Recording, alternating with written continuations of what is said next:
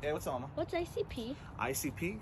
So ICP stands for intracranial pressure, and it's pretty much definition or defined as the brain getting swollen or something inside the brain that's increasing in pressure, and of course, because the skull is there and it's intact, it can't expand, and so it puts pressure back onto the brain, and eventually it squeezes the brainstem. Now, what you guys got to know is that the brainstem controls vital signs. So people that have head injuries, people that have strokes, or any potential issue like hydrocephalus, which is water in the brain, any condition that increases the fluid or the tissue or the blood inside the brain, that's going to cause ICP. So what nurses have to do is ensure that the head of the bed is elevated.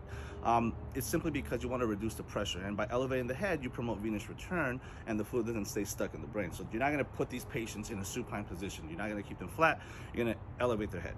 No coughing, no bending over, so like no tying your shoelaces, nothing that's going to potentiate more pressure in the brain.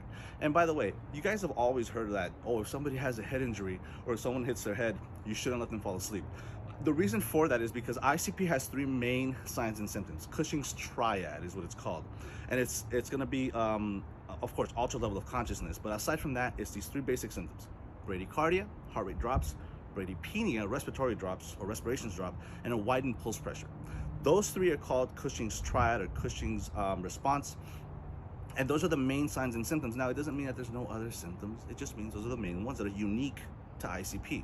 Widened pulse pressure means that the systolic goes up and the diastolic stays relatively the same or it goes down a little bit. But the pulse pressure, or the difference between the systolic and the diastolic, that's what starts to spread or widen up.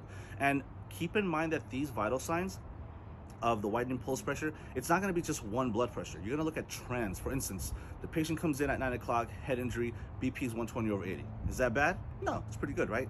And then at 10 o'clock in the morning, you check the blood pressure, it's 130/80. Is that bad? No, it's pretty good.